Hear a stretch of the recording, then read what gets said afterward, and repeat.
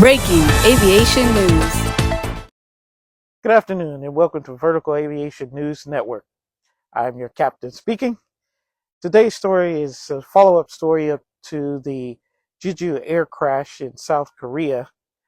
As more information has been released, we have found out that the boxes, more commonly known as the black boxes, which, as we showed you in our previous newscast, that they're actually orange and with white stripes. The flight data recorder and the cockpit voice recorder, both of those have been found that they stopped recording 4 minutes, a full 4 minutes before the crash happened. Knowing those systems and how they work, that would indicate total loss of power to the aircraft, as those boxes are triggered by certain positions of various controls inside the cockpit. The controls on particularly on the aircraft throttles, when they're in a certain position above a certain amount of percent of thrust, the cockpit voice recorder and the flight data recorder automatically turns on and will be continuously on until those throttles are pulled back to the off position. Uh, it will both of those boxes are designed to continually record everything that's going on with the flight controls and the conversations going on in the cockpit. Also, the not only throttle position dictates that those stay on, but also the landing gear position of the landing gear handle, what position that is in.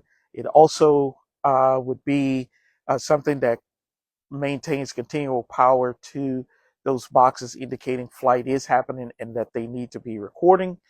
Um, with that being known, that tells us that total aircraft power was lost on the aircraft. How that could have taken place still is under investigation. What I can tell you that's most probable happened, or possibly could have happened, is that the both throttles were pulled back uh, below idle, possibly to the cutoff position, meaning that they misdiagnosed what was happening and maybe misdiagnosed which engine had actually had a bird strike, and subsequently they pulled off the good engine and removed all the aircraft power from.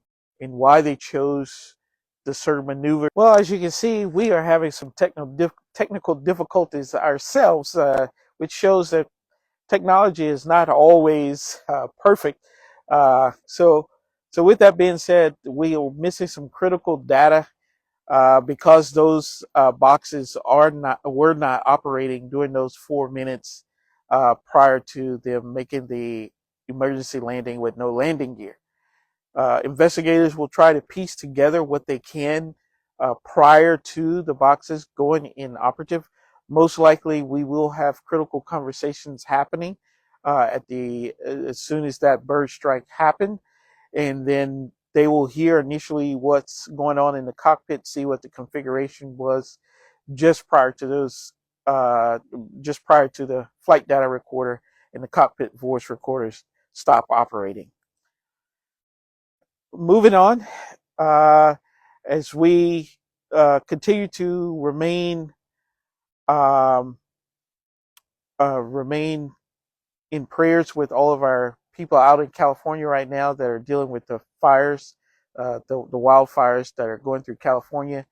Uh, the One of the aircraft that was aiding in those fighting those fires was an aircraft that goes down and scoops up water and then dumps the water onto the fire directly.